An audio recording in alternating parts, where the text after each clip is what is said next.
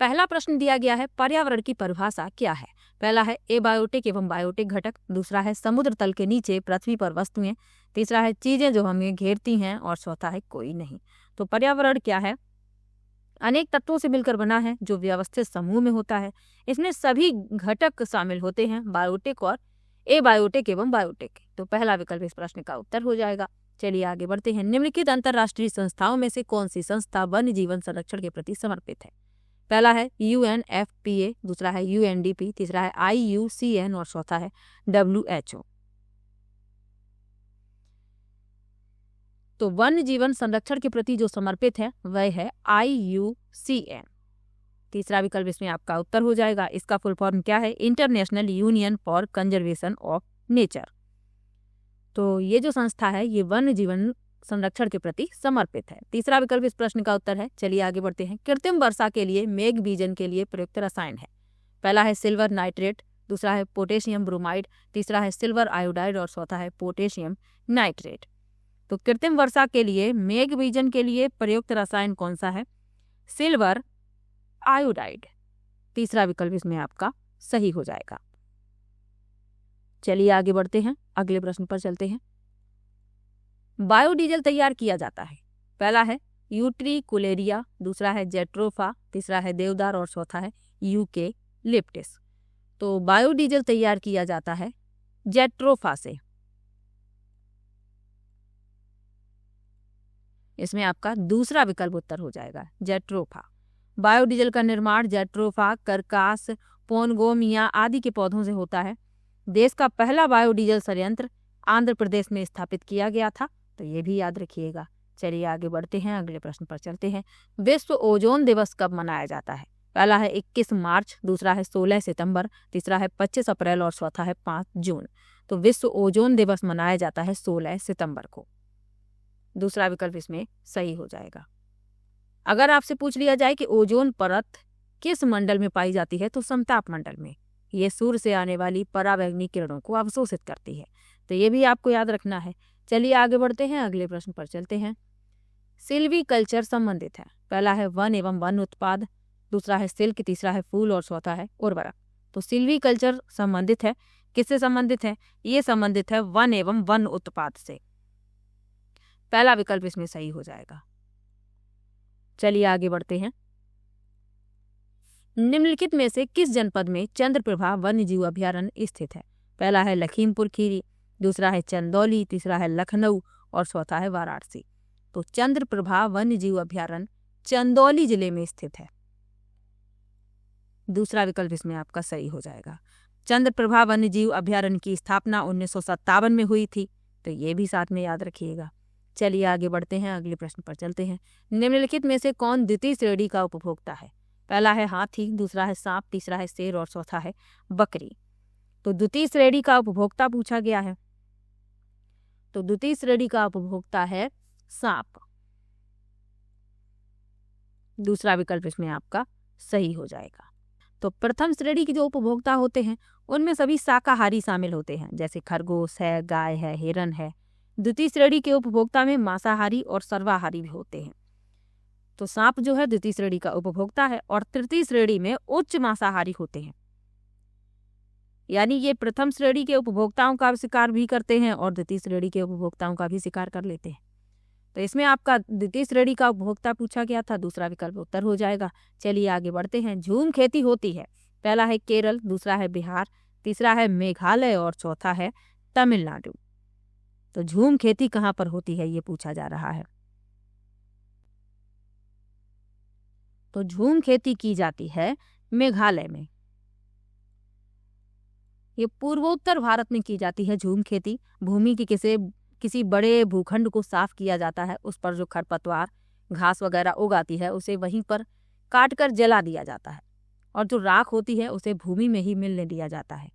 इस भूमि पर कोई हल नहीं चलाया जाता, किसी भी खाद उर्वरक का प्रयोग नहीं किया जाता, ऐसे ही बीज छिड़क दिए जाते हैं और एक साथ कई फसलें भी उगा ली जाती हैं। तो ये झूम खेती होती है। इसे कर्तन और दहन कृषि भी कहते हैं, स्थानांतरित कृषि भी कहते हैं। तो ये भी साथ में याद रखिए। इसमें आपका तीसरा विकल्प सही हो जाएगा। चलिए आगे बढ़ते हैं। शुष्क बर्फ किसका ठोस रूप है? पहला है अमोनिया, दूसरा है कार्बन डाइऑक्साइड, तीसरा है नाइट्रोजन और चौथा है ऑक्सीजन। तो शुष्क बर्फ जो होती है ये कार्बन डाइऑक्साइड का ठोस रूप होती है। तो इसमें आपका दूसरा विकल्प उत्तर हो जाएगा, कार्बन डाइऑक्साइड। चलिए आगे बढ़ते हैं, अगले प्रश्न पर चलते हैं। अगला प्रश्न दिया गया है, वायु दाब नापने वाला यंत्र किस नाम से जाना जाता है? पहला है बैरोमीटर, दूसरा है थर्मामीटर, तीसरा है सीस्मोग्राफ और चौथा है हाइग्रोमीटर। तो वायु दाब नापने वाला यंत्र किस नाम से जाना जाता है? बैरोमीटर के नाम से। पहला विकल्प सही हो जाएगा। थर्मामीटर से तापमान मापा जाता है, सीस्मोग्राफ जो होता है ये भूकंप की तीव्रता मापता है और हाइग्रोमीटर जो है वायुमंडल की आर्द्रता मापता है। तो ये भी साथ में याद रखिए। चलिए आगे बढ़ते हैं, अगले प्रश्न पर चलते हैं। बीटी कपास है, पहला है एक संकर पौधा, दूसरा है एक ट्रांसजेनिक पौधा, तीसरा है एक प्राकृतिक पौधा और चौथा है एक औषधीय पौधा। तो बीटी कपास जो है एक ट्रांसजेनिक पौधा है। दूसरा विकल्प उत्तर हो जाएगा। इस कपास के पौधे में बैसिलस थुरिजिनसिस जीवाणु की उपस्थिति होती है। इस जीवाणु की उपस्थिति के कारण पौधों में कीटनाशक पैदा करने की क्षमता का विकास होता है, जिससे हानिकारक कीटों से पौधों की सुरक्षा होती है। तो बी विकल्प इसमें आपका उत्तर है। चलिए आगे बढ़ते हैं। कौन सा वायुमंडलीय प्रदूषक अम्लीय वर्षा का मुख्य कारक है? तो अम्लीय वर्षा का जो मुख्य कारक है वह बताना है आपको।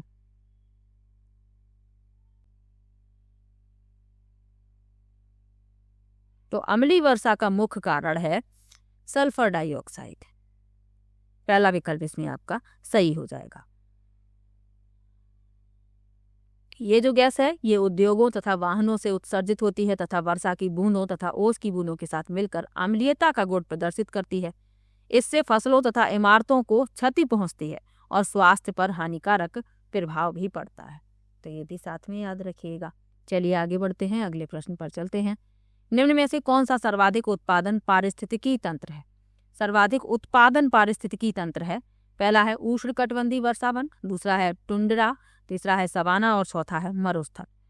तो उष्णकटिबंधीय वर्षावन सर्वाधिक उत्पादक पारिस्थितिकी तंत्र है, क्योंकि इस प्रकार के वन विषुवत रेखा के आसपास पाए जाते हैं। परिणाम स्वरूप इस क्षेत्र में पर्याप्त वर्षा तथा पर्याप्त तापमान होने के कारण पारिस्थितिकी तंत्र के उत्पादन के लिए आदर्श परिस्थितियां उत्पन्न हो जाती हैं। तो इसमें आपका पहला विकल्प उत्तर हो जाएगा। चलिए आगे बढ़ते हैं। निम्नलिखित में से कौन सा रसायन आम पकाने में प्रयोग होता है? पहला है कैल्शियम कार्बोनेट, दूसरा है कैल्शियम हाइड्रोक्साइड, तीसरा है कैल्शियम कार्बाइड और चौथा है कैल्शियम क्लोराइड। तो आम पकाने के लिए किसका प्रयोग किया जाता है? कैल्शियम कार्बाइड का। सी विकल्प इसमें आपका उत्तर हो जाएगा। इस रसायन से एसिटिलीन गैस का उत्सर्जन होता है जो फल पकने में सहायक होती है। चलिए आगे बढ़ते हैं। कौन सी बीमारी दूषित जल पीने से फैलती है? पहला है एड्स, दूसरा है टाइफाइड, तीसरा है एनीमिया और चौथा है टिटनेस। तो जो टाइफाइड है ये बैक्टीरिया से होने वाली बीमारी है और ये दूषित जल से फैलता है। बी विकल्प इसमें आपका सही हो जाएगा। निम्नलिखित में से कौन सी गैस ग्रीन हाउस गैस नहीं है? तो इसमें जो ग्रीन हाउस गैस नहीं है वह बताना है। तो कार्बन मोनोऑक्साइड ये ग्रीन हाउस गैस नहीं है। तीसरा विकल्प इसमें आपका उत्तर हो जाएगा। CO2 जो है यानी कार्बन डाइऑक्साइड ये ग्रीन हाउस गैस है। नाइट्रस ऑक्साइड भी ग्रीन हाउस गैस है और मीथेन जो है ये भी ग्रीन हाउस गैस है। Carbon monoxide green house gas नहीं है। तो तीसरा विकल्प इस प्रश्न का उत्तर हो जाएगा। चलिए आगे बढ़ते हैं। इनमें से कौन द्विबीजपत्री पौधा है? पहला है बांस, दूसरा है केला, तीसरा है गन्ना और चौथा है सरसों। तो द्विबीजपत्री पौधा बताना है। तो वे फसलें जिनके बीज दो पत्ती वाली यानी कि जिनमें दो दल होते हैं वे द्विबीजपत्री पौधे कहलाते हैं। तो इसमें आप देखेंगे जो सरसों होता है ये द्विबीजपत्री पौधा है। इसके अलावा अरहर है, मटर है, चना है, इन सब में भी यानी आप इसका एक दाना देखिएगा, इसके दो भाग होते हैं। पौधों में जल का अधिग्रहण किसके द्वारा होता है? पहला है जाइलम, दूसरा है फ्लोएम, तीसरा है कैम्बियम और चौथा है पैलिसीड।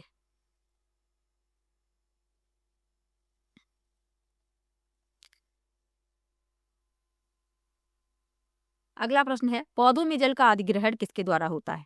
पहला है जाइलम, दूसरा है फिलोएम, तीसरा है कैम्बियम और चौथा है पैलिसेड। तो पौधों में जल का अधिग्रहण होता है जाइलम द्वारा। जाइलम ऊतक जो होता है इसी के द्वारा जल का अधिग्रहण होता है। पहला विकल्प इसमें आपका उत्तर हो जाएगा। चलिए आगे बढ़ते हैं। कौन सा प्रथम साहित्य स्रोत है? पहला है ऋग्वेद, दूसरा है सामवेद, तीसरा है यजुर्वेद और चौथा है अथर्ववेद। तो भारत का प्राचीनतम एवं प्रथम वेद जो है वह ऋग्वेद है। प्राचीनतम और प्रथम ग्रंथ है ये, और यही जो है प्रथम साहित्य स्रोत है। पहला विकल्प इस प्रश्न का उत्तर हो जाएगा। वेदों की संख्या 4 है और चारों यहाँ पर लिखे हुए हैं। सबसे प्राचीन वेद ऋग्वेद है, तो ये भी याद रखिए। चलिए आगे बढ़ते हैं। वायुमंडल में 99% भाग पर किन दो गैसों का विस्तार है? पहला है ओजोन एवं ऑक्सीजन, दूसरा है ऑक्सीजन एवं नाइट्रोजन, तीसरा है कार्बन डाइऑक्साइड एवं ओजोन और चौथा है आर्गन एवं ओजोन। तो वायुमंडल में 99% भाग पर किन दो गैसों का विस्तार है? तो वह है ऑक्सीजन और नाइट्रोजन। ऑक्सीजन होती है 21% और नाइट्रोजन होती है 78%। तो 99% भाग पर इन दो गैसों का विस्तार है। बी विकल्प इसमें आपका उत्तर हो जाएगा। चलिए आगे बढ़ते हैं, अगले प्रश्न पर चलते हैं। पर्यावरणीय अध्ययन में शैक्षणिक भ्रमण का मूल उद्देश्य है। पहला है बच्चों की ऊर्जा को विकसित करना, दूसरा है छात्रों के लिए प्रत्यक्ष अनुभव, तीसरा है सामाजिकरण को बढ़ावा देना और चौथा है टीम भावना बढ़ाना। तो पर्यावरण अध्ययन में शैक्षणिक भ्रमण का मूल उद्देश्य पूछा गया है, तो छात्रों के लिए प्रत्यक्ष अनुभव।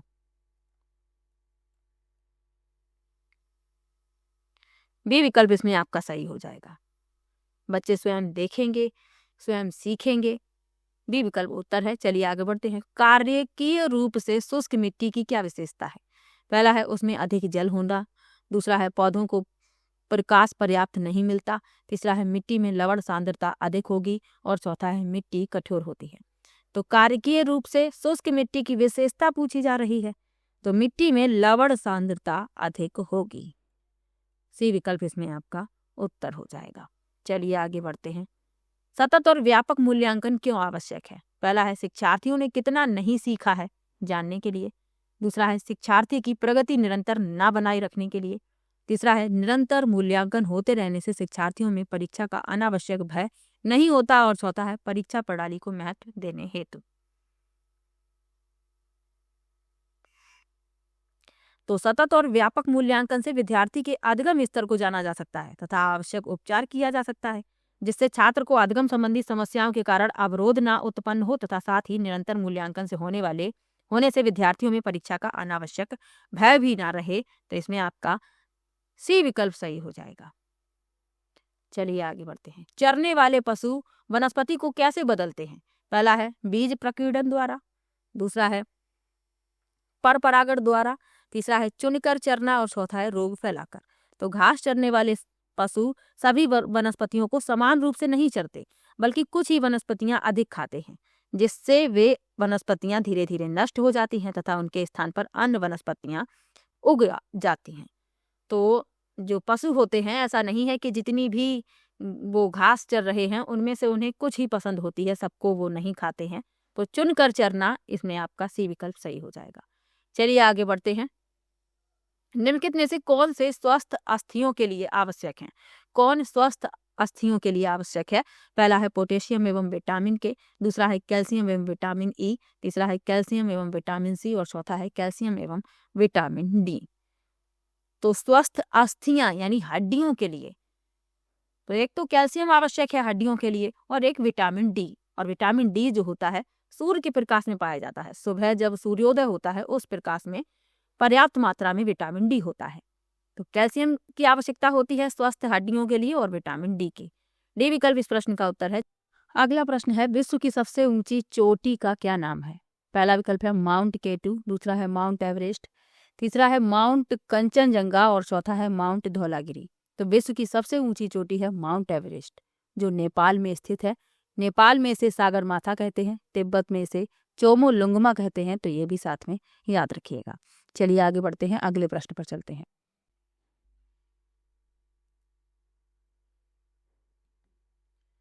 अगला प्रश्न है प्राथमिक स्तर पर शिक्षण की खेल विधि आधारित है। पहला है विकास के मनोवैज्ञानिक सिद्धांत पर, दूसरा है शिक्षण के समाजशास्त्री सिद्धांत, तीसरा है शारीरिक शिक्षा कार्यक्रम के सिद्धांत और चौथा है शिक्षण विधि के सिद्धांत।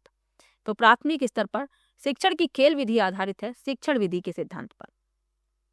डी विकल्प इसमें आपका उत्तर हो जाएगा। खेल विधि का मुख्य उद्देश्य छात्रों को स्वाभाविक रूप से उनकी रुचि के अनुसार शिक्षा देना है और ये आवश्यक भी है। डी विकल्प इस प्रश्न का उत्तर है। चलिए आगे बढ़ते हैं। वायुमंडल की सबसे निचली परत का क्या नाम है? पहला है समताप मंडल, दूसरा है ओजोन मंडल, तीसरा है आयन मंडल और चौथा है क्षोभ मंडल। तो सबसे निचली परत है क्षोभ मंडल। मौसम संबंधी सभी घटनाएं इसी मंडल में संपन्न होती हैं। डी विकल्प आपका उत्तर हो जाएगा क्षोभ मंडल। और ओजोन परत समताप मंडल में पाई जाती है और समताप मंडल वायुयान उड़ाने के लिए आदर्श परत है, तो ये भी साथ में याद रखिएगा। चलिए आगे बढ़ते हैं। विटामिन सी की कमी से होने वाली बीमारी का क्या नाम है? पहला है स्कर्वी, दूसरा है बेरी, तीसरा है रतौंधी और चौथा है थकान। तो विटामिन सी की कमी से स्कर्वी रोग हो जाता है और विटामिन सी खट्टे फलों में पर्याप्त मात्रा में पाया जाता है, जैसे आंवला, संतरा, नींबू, अंगूर, इन सब में विटामिन सी पर्याप्त मात्रा में पाया जाता है। चलिए आगे बढ़ते हैं, अगले प्रश्न पर चलते हैं। भारत की प्रथम महिला आईपीएस अफसर कौन है? पहला है प्रतिभा पाटिल, दूसरा है पद्मजा नायडू, तीसरा है किरण बेदी और चौथा है हंसा मेहता। तो भारत की प्रथम महिला आईपीएस अधिकारी किरण बेदी हैं। सी विकल्प इसमें आपका उत्तर हो जाएगा और ये 1972 बैच की हैं, तो आपको ये भी याद रखना है। चलिए आगे बढ़ते हैं, अगले प्रश्न पर चलते हैं। असम का प्रसिद्ध एक सींग वाले गैंडे वाला वन्य जीव अभयारण्य कौन सा है? पहला है मानस, दूसरा है काजीरंगा, तीसरा है गिर जंगल और चौथा है कान्हा किसली। तो एक सींग वाले गैंडे के संरक्षण के लिए असम राज्य में काजीरंगा वन्य जीव अभयारण्य है और इसकी स्थापना हुई थी 1908 में। बी विकल्प इसमें आपका उत्तर हो जाएगा। इंपॉर्टेंट प्रश्न है, कई प्रतियोगी परीक्षाओं में पूछा जाता है। चलिए आगे बढ़ते हैं। निम्नलिखित में से कौन सा आग्नेय चट्टान का उदाहरण है? पहला है बेसाल्ट, दूसरा है चूना पत्थर, तीसरा है स्लेट और चौथा है ग्रेफाइट। तो आग्नेय चट्टानों का निर्माण ज्वालामुखी से निकलने वाले लावा के जमा होने से होता है। इन चट्टानों में खनिज पदार्थों की अधिकता होती है। इसका उदाहरण पूछा गया है तो बेसाल्ट। 3 प्रकार की चट्टानें होती हैं, आग्नेय, अवसादी और कायांतरित। तो ये भी साथ में याद रखिए। पहला विकल्प इसमें आपका उत्तर हो जाएगा। चलिए आगे बढ़ते हैं, अगले प्रश्न पर चलते हैं। पृथ्वी के वातावरण की किस सतह में ओजोन परत पाई जाती है? पहला है ट्रोपोस्फियर, दूसरा है स्ट्रेटोस्फियर, तीसरा है मीजोस्फियर और चौथा है आयनोस्फियर। तो अभी आपको मैंने बताया ही था, समताप मंडल में पाई जाती है, यानी कि स्ट्रेटोस्फियर में। बी विकल्प इसमें आपका उत्तर हो जाएगा। ओजोन दिवस कब मनाया जाता है? 16 सितंबर को मनाया जाता है। तो साथ में हर बार आपको ये प्रश्न भी याद रखना है। चलिए आगे बढ़ते हैं। सिख धर्म के संस्थापक निम्न में से कौन है? पहला है गुरु तेग बहादुर, दूसरा है गुरु गोविंद सिंह, तीसरा है गुरु अर्जुन देव और चौथा है गुरु नानक देव। तो सिख धर्म के संस्थापक हैं गुरु नानक देव। डी विकल्प इसमें आपका सही हो जाएगा। चलिए आगे बढ़ते हैं। भूकंप की तीव्रता नापने का यंत्र है। पहला है फिजियोग्राफ, दूसरा है सीस्मोग्राफ, तीसरा है कार्डियोग्राफ और चौथा है बैरोग्राफ। तो भूकंप की तीव्रता मापी जाती है सीस्मोग्राफ से। बी विकल्प इसमें आपका उत्तर हो जाएगा। चलिए आगे बढ़ते हैं। दक्षिणी गोलार्ध का सबसे लंबा दिन किस दिन होता है? पहला है 21 मार्च, दूसरा है 21 जून, तीसरा है 23 सितंबर और चौथा है 22 दिसंबर। तो 22 दिसंबर को दक्षिणी गोलार्ध में सबसे लंबा दिन होता है, क्योंकि इस तिथि को सूर्य का प्रकाश मकर रेखा पर लंबवत पड़ता है और यह घटना जो है, इसी घटना के कारण दक्षिणी गोलार्ध का सबसे लंबा दिन होता है 22 दिसंबर को। तो डी विकल्प इसमें आपका उत्तर हो जाएगा 22 दिसंबर। चलिए आगे बढ़ते हैं। सत्यार्थ प्रकाश के लेखक का नाम है। पहला है स्वामी दयानंद सरस्वती, दूसरा विकल्प है स्वामी विवेकानंद, तीसरा है राजा राम मोहन राय और चौथा है मदन मोहन मालवीय। तो सत्यार्थ प्रकाश के लेखक कौन है? स्वामी दयानंद सरस्वती। इन्होंने आर्य समाज की स्थापना भी की है, तो ये भी आपको याद रखना है। और इनका प्रसिद्ध वाक्य था वेदों की ओर लौटो। तो इसमें आपका पहला विकल्प उत्तर हो जाएगा। चलिए आगे बढ़ते हैं। अगला प्रश्न है, बिहू भारत के किस राज्य का लोक नृत्य है? पहला है राजस्थान, दूसरा है तमिलनाडु, तीसरा है असम और चौथा है उत्तर प्रदेश। तो अगला प्रश्न है, बिहू भारत के किस राज्य का लोक नृत्य है? पहला है राजस्थान, दूसरा है तमिलनाडु, तीसरा है असम और चौथा है उत्तर प्रदेश। तो बिहू जो है असम का प्रसिद्ध लोक नृत्य है। सी विकल्प इसमें आपका सही हो जाएगा। चलिए आगे बढ़ते हैं। फसल कटाई के दौरान ये उत्सव होता है, तो ये भी याद रखिएगा। खाद्य श्रृंखला के परस्पर समूह को कहा जाता है। पहला है खाद्य चक्र, दूसरा है श्रृंखला अभिक्रिया, तीसरा है खाद्य जाल और चौथा है बायोमास का पिरामिड। तो खाद्य श्रृंखला के परस्पर समूह को क्या कहा जाता है? खाद्य जाल। सी विकल्प इसमें आपका सही हो जाएगा। तो मैंने 40 प्रश्न लिए थे। किसी भी प्रश्न में आपको डाउट हो कमेंट बॉक्स में जरूर लिखिएगा, और वीडियो कैसा लगा ये कमेंट में जरूर बताइएगा। इसके पहले वाला वीडियो नहीं देखा है तो देख लीजिए, उसमें मैंने 50 प्रश्न लिए थे, आज मैंने 40 प्रश्न लिए हैं। प्रतिदिन मैं वीडियो लेकर आऊंगी, बस आप लोगों का थोड़ा सा सपोर्ट चाहिए। वीडियो को ज़्यादा से ज़्यादा शेयर कीजिएगा। मिलते हैं नेक्स्ट वीडियो में, तब तक के लिए बाय बाय।